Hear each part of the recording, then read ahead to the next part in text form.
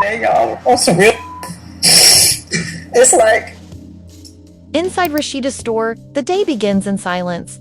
The racks are straight, the mannequins are well-dressed and soft, R&B is playing through the speakers. Everything appears to be at ease. However, Rasheeda is not tranquil. Her look contrasts with the serene store as she sits behind the counter and stares at her phone. Her fists are rigid, her jaw is clenched, and her eyes are a storm about to break out. Her phone flashes once more. Carly's message, "Girl, call me now. Tea is really hot." Before she can respond, another message arrives. Bambi's message. "Rasheeda, please let me know that this report about Jasmine is untrue." Then, message from anonymous blog page. Sources say Jasmine is pregnant again. Allegedly, Kirk is the father. Rasheeda shuts her eyes as if the words had hurt her. She flips her phone over, inhales deeply. Then, one more. However, nothing is helpful. Confessional. I assumed it was simply someone being sloppy when I initially saw the blog post. You are aware of how individuals in Atlanta fabricate tales on a daily basis in order to get clicks. However, the texts soon began to arrive, as well as the calls. All of a sudden, everyone seems to know something about my marriage, with the exception of me. Return to the shop. Above the door, a bell jingles. Sierra enters with an iced coffee in her hand and sunglasses on. She stops walking as soon as she notices Rasheeda's look. Sierra, oh my God, did you see it?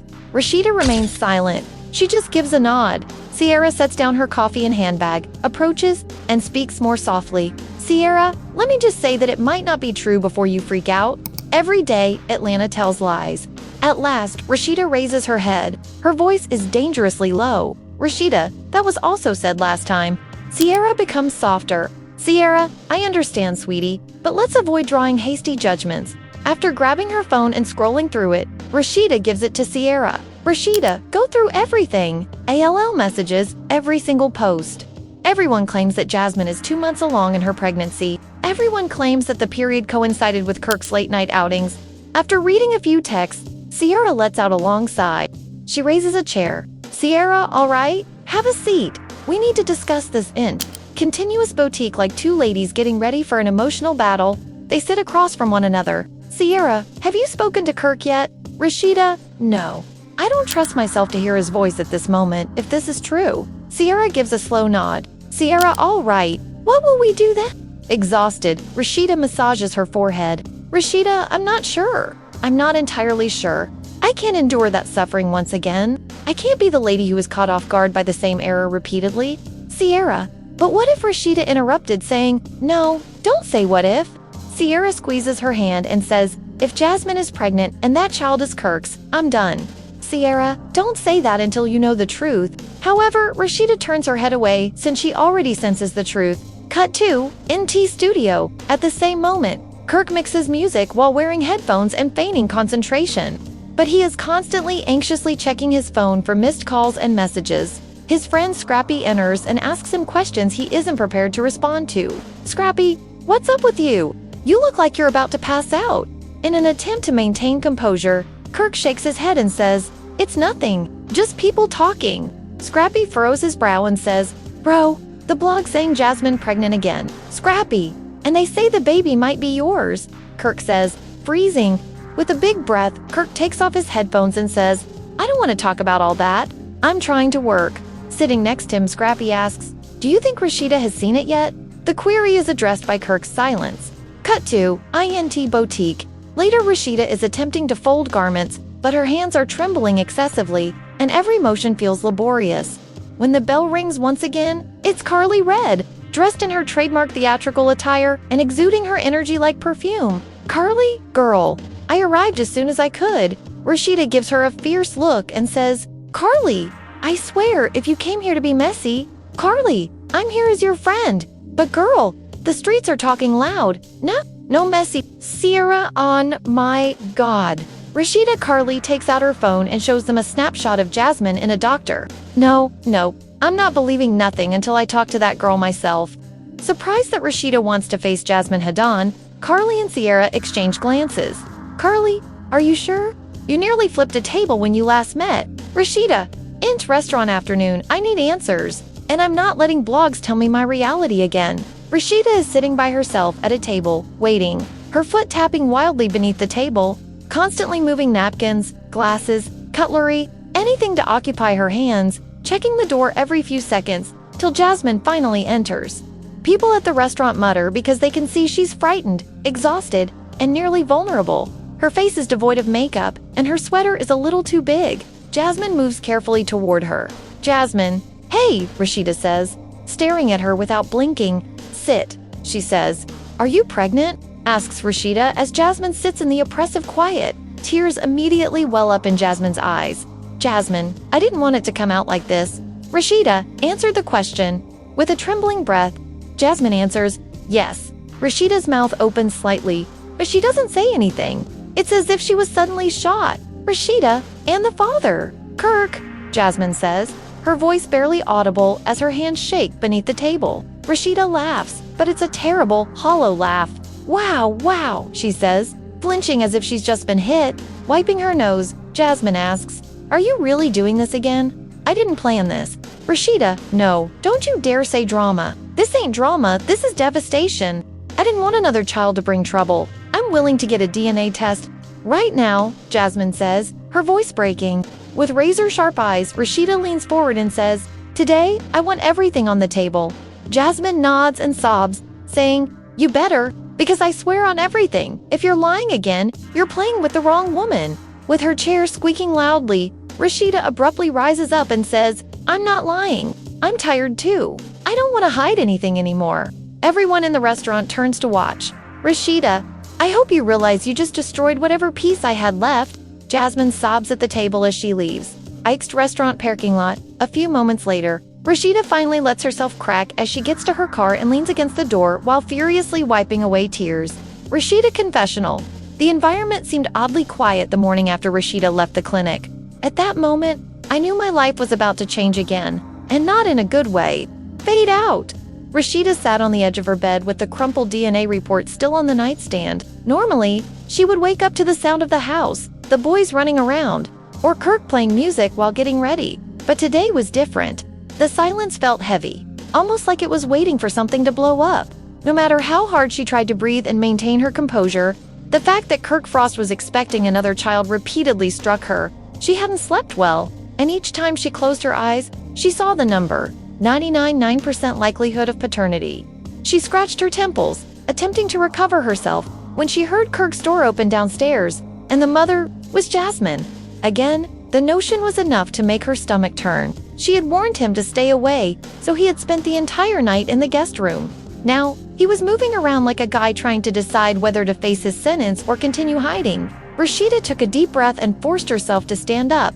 She wasn't fleeing today. Kirk had to respond. Kirk tries to talk, but Rasheeda is done with excuses. Kirk was standing in the kitchen with a cup of coffee when Rasheeda entered, and he froze at the sight of her.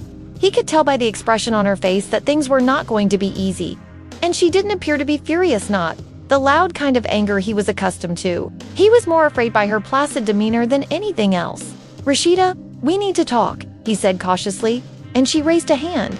Kirk gulped and said, "Good, because I'm ready. Look, I know you're upset, but I told you Jasmine has been lying before. I saw the DNA results, Kirk. We can't trust." He remained still, his face devoid of color.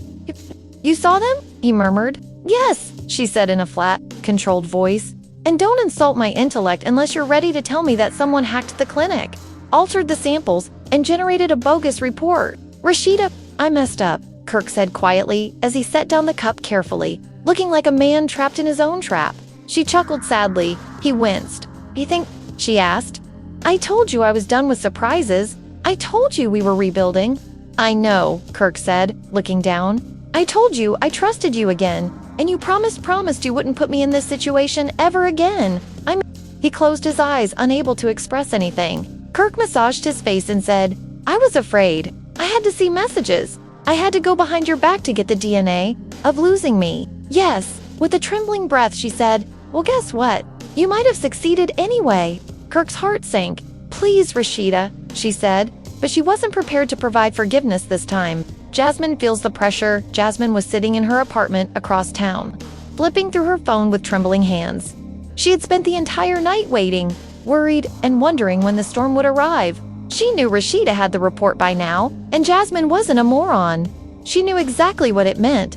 Her phone was vibrating with messages from friends, bloggers, strange numbers, and individuals who wanted to know whether the stories were real. Are you really pregnant? Is Kirk the father again? Did Rasheeda find out? Her chest constricted, realizing that this was not what she had desired. Neither a war nor the dissolution of a marriage. Yes, she had slept with Kirk. Yes, it was terrible. Yes, she regretted it every day. But circumstances had been tricky. She never wanted to be portrayed as the antagonist again. She attempted to keep her distance even though he had come to her rather than the other way around. But Kirk had a way of making unfulfilled promises seem plausible. She caressed her tummy gently because she didn't want her kid to begin life in disarray. Jasmine froze when her phone buzzed once again, and she saw a message from an unknown number that said, "She knows." Jasmine didn't need to question who she was reshedded because she already understood.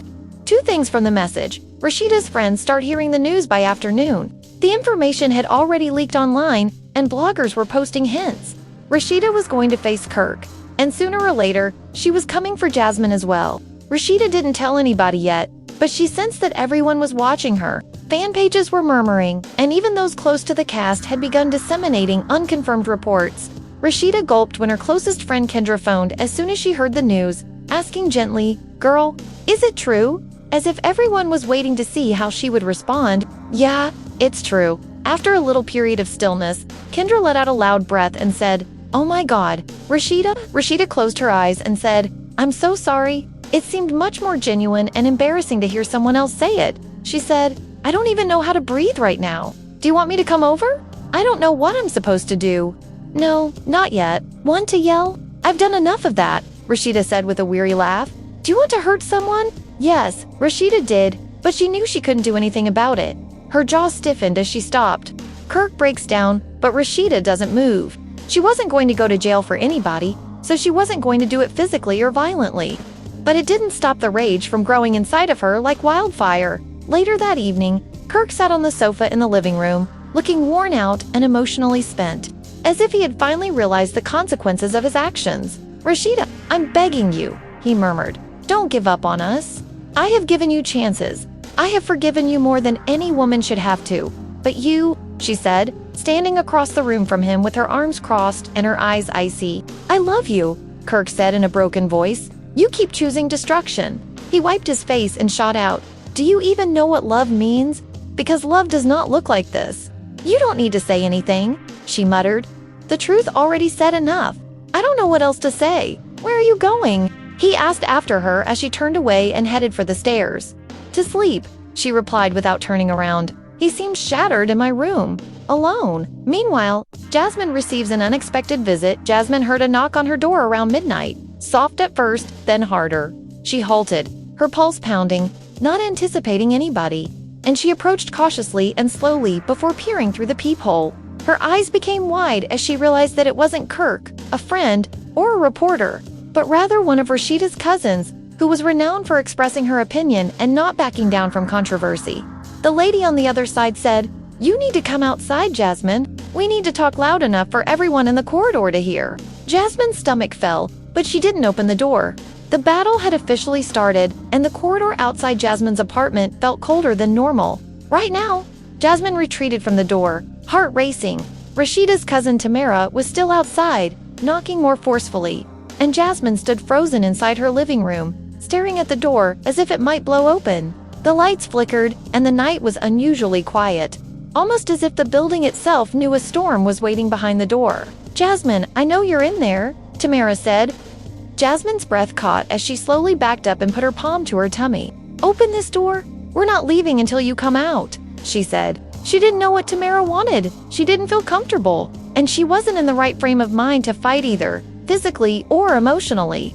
But she had a sneaking suspicion that this time would arrive and the truth would be revealed. Rasheeda was in agony, the internet was humming, and her family never remained silent when one of their members was suffering. Jasmine stealthily approached the window and peered through the curtains to see Tamara standing there with her arms crossed, pacing back and forth, enraged and eager for an explanation. "Jasmine, don't play with me. You owe my cousin an explanation," was the louder, more irate knock. Tears flooded Jasmine's eyes as she leaned against the wall, attempting to calm her breathing. She wasn't afraid of Tamara. Rather, she was tired of being blamed, condemned, and portrayed as the antagonist in a narrative over which she had no influence. Rasheeda faces her own storm across town. Rasheeda sat by herself on the balcony outside her bedroom as she sunk to the ground and hugged her knees. This was not how she wanted things to go. Not again. Her phone was constantly ringing, as if the universe was purposefully reminding her of the humiliation. She was unable to avoid comments. Tags the night air was cold, and the city lights glistened all around her. The outside world appeared serene, but within, everything was collapsing. Everyone was aware of her business through articles, blogs, videos, and gossip pages. Once more, she didn't weep. Her tears had dried hours before, and now she just felt empty. Betrayal has a way of emptying you to the point of weariness. Her phone abruptly buzzed with a message from Tamara that said, "I'm at Jasmine's place. She home want me to handle it." Rasheeda's jaw tightened as she gazed at the message, and for a split second, she considered accepting it, allowing someone else to take her suffering and make it happen. However, she shook her head. Instead of responding, she typed, "Leave it." She didn't really want a battle, but rather answers. "I'll take care of Jasmine myself." Should she? Was she prepared? Her thumb lingered over the send button. Was she composed enough? After a long while, she hit submit. Back at Jasmine's door, the situation heats up with each minute of silence. Tamara's annoyance increased.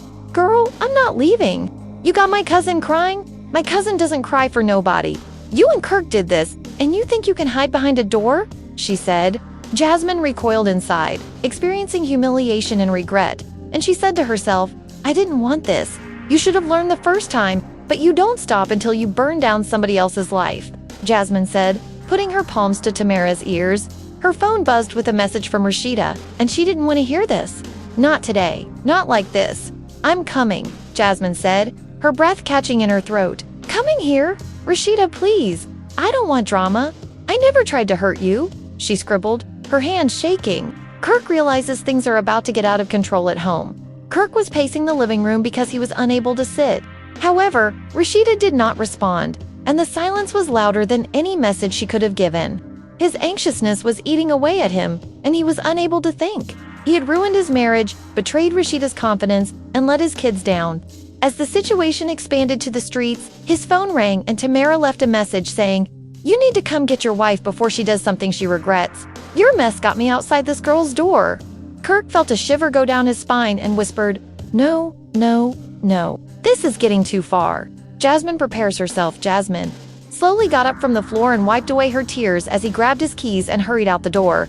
He needed to stop whatever was going to happen between Jasmine and Rasheeda before it got worse. She went to the bathroom and poured cold water on her face because she knew she couldn't stay hidden forever and that she had to confront Rasheeda if she was coming. When she looked in the mirror, she saw a flawed woman who was fed up with being ripped apart by decisions she couldn't change.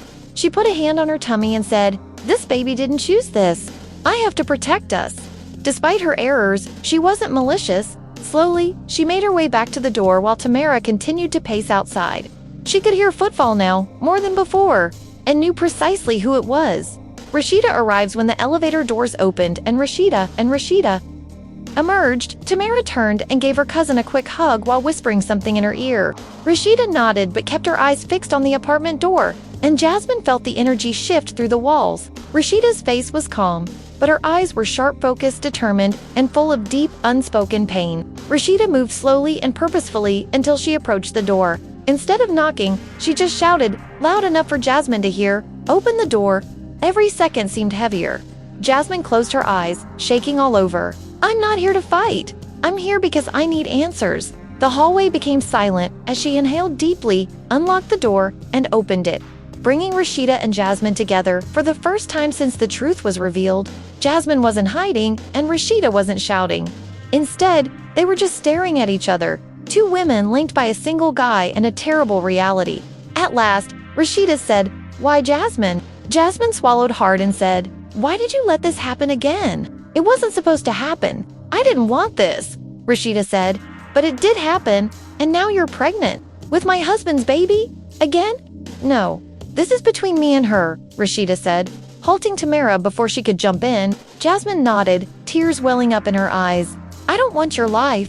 I don't want your marriage. I'm not trying to take him. What do you want?" Jasmine's lips quivered as Rasheeda said in a tremulous voice, "I just want this baby to have a chance."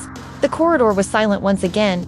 Before she could reply, the elevator dinged. Rasheeda's gaze had shifted from wrath to something deeper, heavier, and so raw that it nearly softened her countenance. Sweating and gasping for air, Kirk hurried outside and froze upon seeing Rasheeda, Jasmine, and Tamara. He muttered, "Rasheeda, please don't do this like this," as everyone stood there and he felt the weight of his errors fall upon him. "I'm not doing anything, I'm just hearing the truth from the only person who hasn't lied to me," Jasmine replied softly as she slowly turned to face him. Kirk felt as though the floor beneath him could vanish. Everything he had hoped would not happen, everything he had been terrified of, was occurring at the moment, and there was nothing he could do about it. The moment Kirk stepped out of the elevator, the air in the hallway thickened, and it seemed as though the entire world had shrunk into that small space for people. One truth, and years of suffering wrapped inside an unbreakable silence. Kirk took a slow step forward, hands slightly raised as if he were approaching a dangerous scene. "Rasheeda, baby?" he said softly, his voice trembling, but Rasheeda didn't even look at him. Tamara stood with her arms crossed, prepared to defend Rasheeda if things got out of hand. Jasmine wiped her eyes with her sleeve, feeling the weight of two lives pressing on her shoulders, her own and the tiny one growing inside her. Her eyes remained fixed on Jasmine, steady, burning, and oddly calm. She stared at Jasmine as if she were waiting for her to make a mistake. But Jasmine was more concerned with surviving than she was with Tamara, the audience, or the gossip cameras that were already searching the city for new drama. "Jasmine, I need you to tell me everything. No soft version," Rasheeda eventually said, breaking the silence concerning her kid and how to be honest in front of a woman she had harmed twice. "Just the truth, no justifications." "How did this happen again?" Kirk said, closing his eyes. Jasmine's lips quivered as Tamara let out a loud breath, but she nodded and muttered, "Okay, I'll tell you." Jasmine's truth with a quiet but firm voice. Jasmine leaned her shoulder against the doorframe, looking exhausted as if she hadn't slept for days. "Me and Kirk, we weren't together. We weren't talking. Months passed, and we hardly said a word." Kirk listened, his chest burning with guilt. "But one night in the summer, we ran into each other. It wasn't planned. We started talking. The conversation felt calm. It was familiar," Jasmine went on. "Jasmine, why didn't you walk away?" Rasheeda said, feeling a twist in her chest. "Too familiar. I know I should have, but it felt like closure. Like we were ending everything the right way," Jasmine said, glancing down at her hands, "talking like adults, and then that one thing led to another." Rasheeda blinked slowly as the corridor grew silent once again. "Did you know he was still trying to make amends with me?"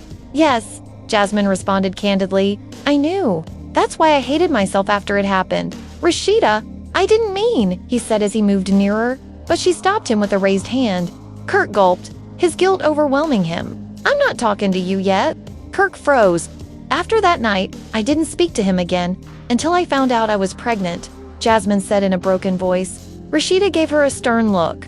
"And when I did, I panicked. I didn't want to tell him. I didn't want to tell you. So why did you?" Jasmine said, pausing before whispering, "Because the baby deserves to know who the father is. And because I didn't want the world to misinterpret it and make things worse," Rasheeda said, shedding a tear. "Worse?" Rasheeda breaks. "Jasmine, worse has already happened." Rasheeda's chest squeezed and the strength she had been clinging to started to crumble. For the first time tonight, her hands began to shake and she appeared as though she would pass out. Kirk saw this and cautiously moved closer, saying, "Rasheeda, please sit down. Don't touch me," she whispered quietly. Taking a step back, her voice declared, "I'm tired of hurting," but it wasn't loud or furious. Instead, it was dejected. "You don't gotta do this here. Let's go."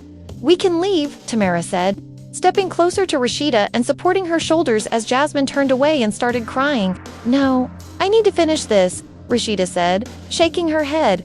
"You hurt me twice. I tried to forgive you the first time because I knew Kirk was the one who broke our vows.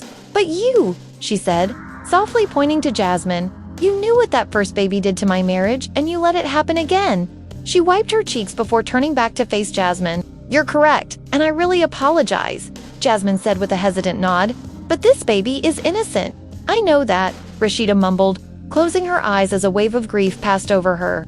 "Kirk finally speaks, Rasheeda. Everything that happened is my fault. I messed up.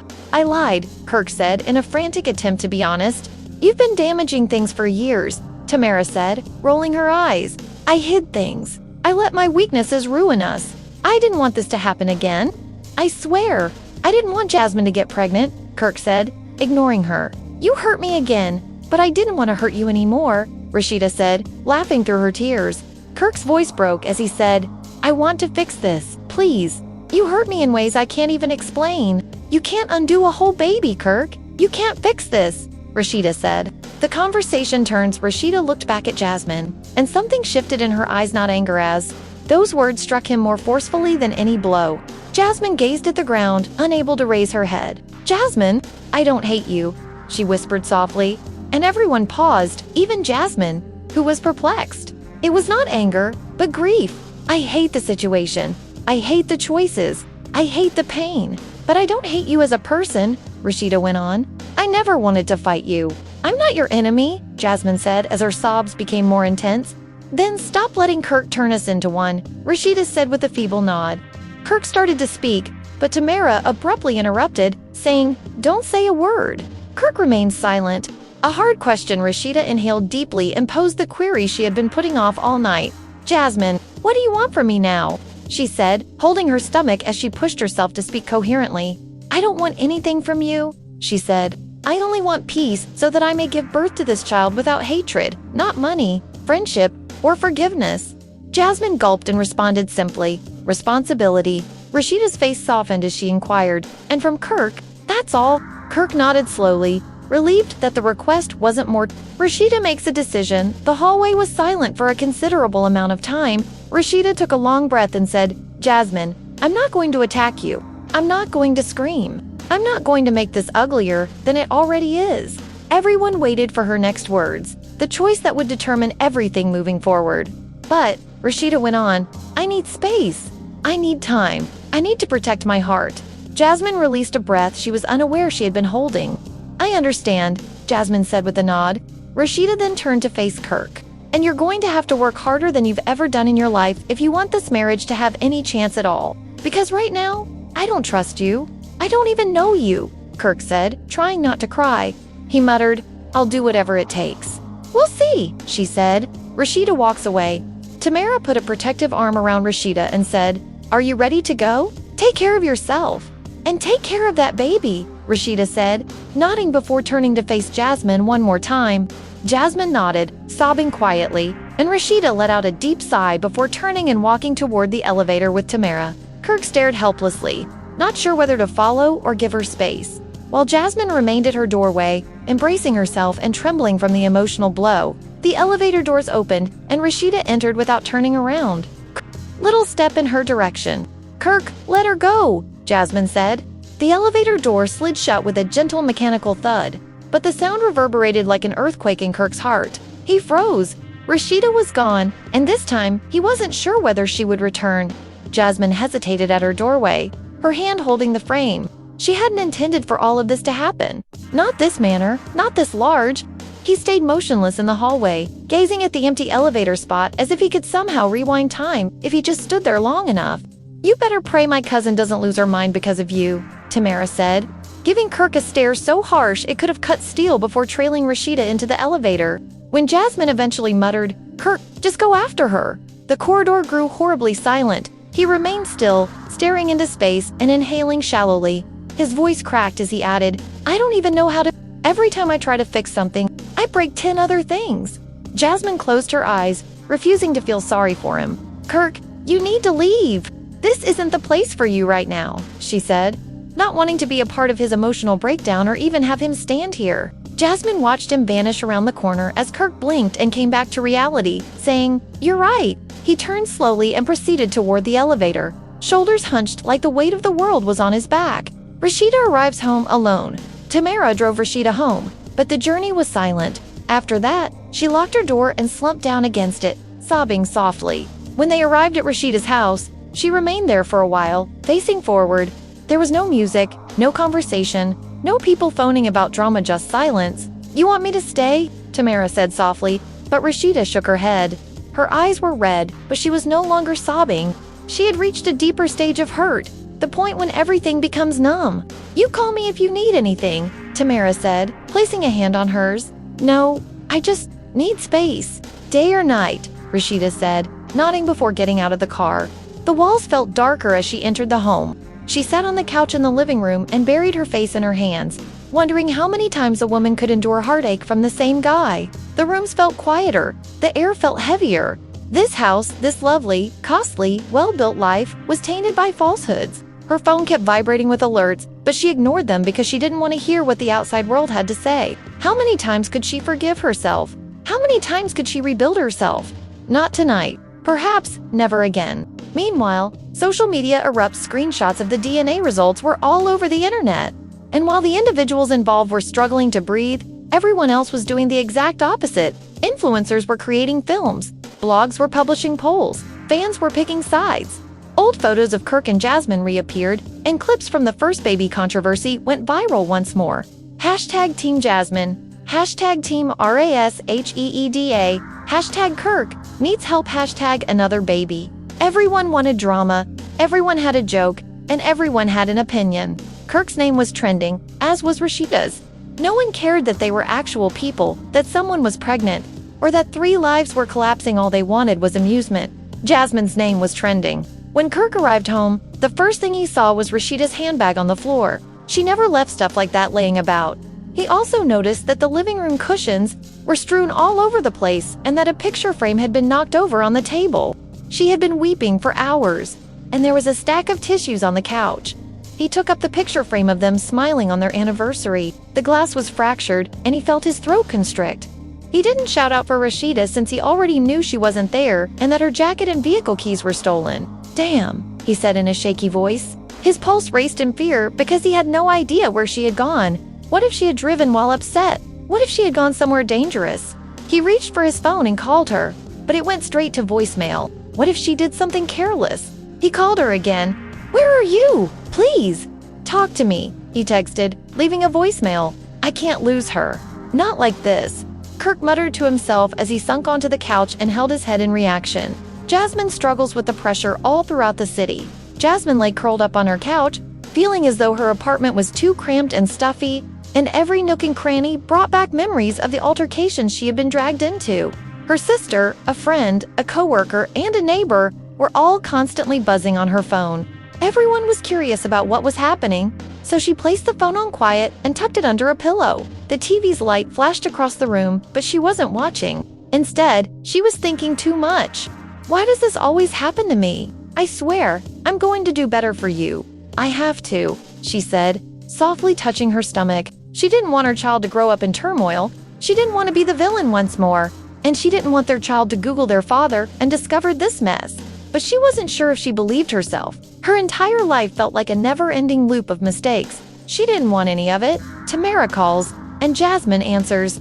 Suddenly, Jasmine's phone buzzed once more, and she saw Tamara's name. Her heart leaped.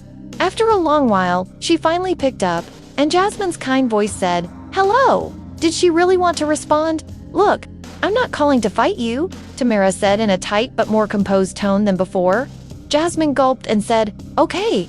Jasmine closed her eyes and said, "I'm calling because Rasheeda is in pain, and I know you didn't put the story out, and I know you didn't want all this attention." "No, I didn't," Tamara replied candidly, shedding a tear. "I still don't like what happened." With a trembling breath, Jasmine said, "But I don't want you stressed while you're pregnant either, Dot. Thank you, but you gotta stay away from Kirk. Don't call him, don't text him, don't let him come over." Tamara continued after a little silence. Jasmine nodded to herself. "You're right. Rasheeda needs space. And if you want peace like you said, you need to help make that happen." "I will." "All right," Tamara replied. "Now, look after yourself."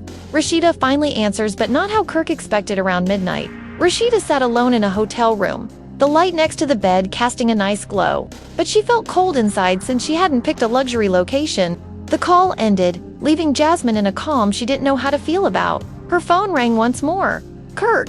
Just somewhere quiet. Somewhere private. Somewhere she could cry without being seen. Kirk breathed a sigh of relief when she looked at the screen for the 8th time, hesitated, and eventually responded. "Baby, thank God, where are you?" she said, sounding lifeless and flat. "Kirk, please, can we talk?" "Just for a minute," Kirk said, his heart sinking. "Stop calling me." "No," she firmly said, "not at this time. Please, Rasheeda, I'm safe. That's all you need to know. I need to know you're safe. When are you coming home?" Kirk said, wiping his face with his palm while suppressing tears. I don't know, she muttered. Are you leaving me? After a long period of silence, Rasheeda finally said, I'm not making any decisions tonight, but Kirk, I can't be in that house with you right now.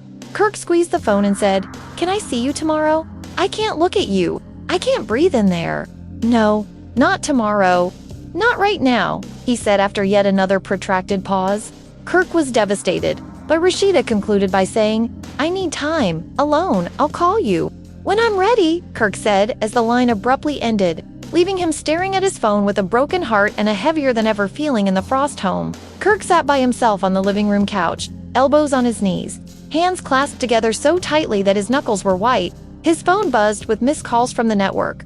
Producers, fans, and people he hadn't spoken to in years. Everyone wanted a piece of him, a statement. Even the walls seemed tense, as if they were holding their breath, waiting for the storm everyone knew was coming. Everyone was looking for answers, but Kirk had none. He kept thinking about Rasheeda's final words, which pierced him more deeply than anything she had said in their years together. You destroyed everything.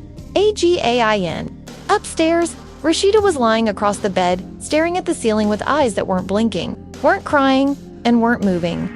It seemed as though she had shut down her entire body to avoid feeling the pain burning inside her chest.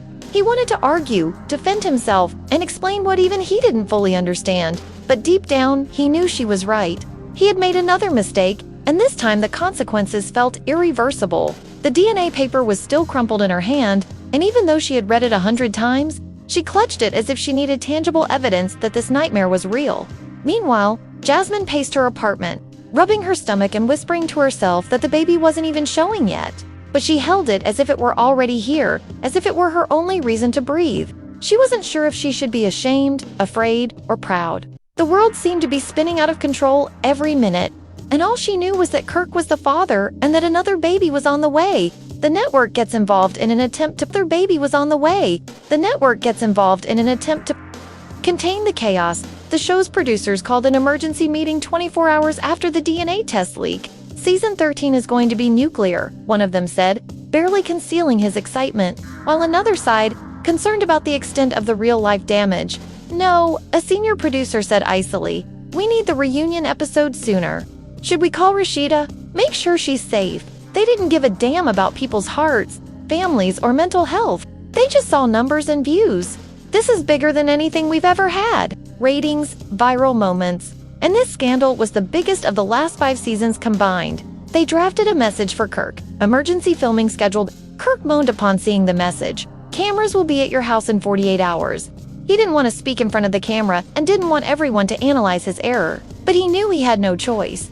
The show owned their lives now. Rasheeda finally moves for almost 2 days. Rasheeda hadn't eaten, hadn't spoken, hadn't even changed clothes. The hurt was too loud inside her head, drowning out everything else. But on the second night, she finally sat up. She wiped her face with trembling hands. She wasn't crying. She wasn't broken. She was angry. The kind of anger that comes after heartbreak, the kind that doesn't scream but cuts deeper, because it's silent and controlled. She walked into the bathroom, washed her face, and stared at her reflection. Her eyes were smaller, tired, swollen from crying earlier, but they were focused. This is not how my story ends, she whispered to herself. My marriage might be over, but I'm not. She tied her hair up, changed clothes, and walked downstairs.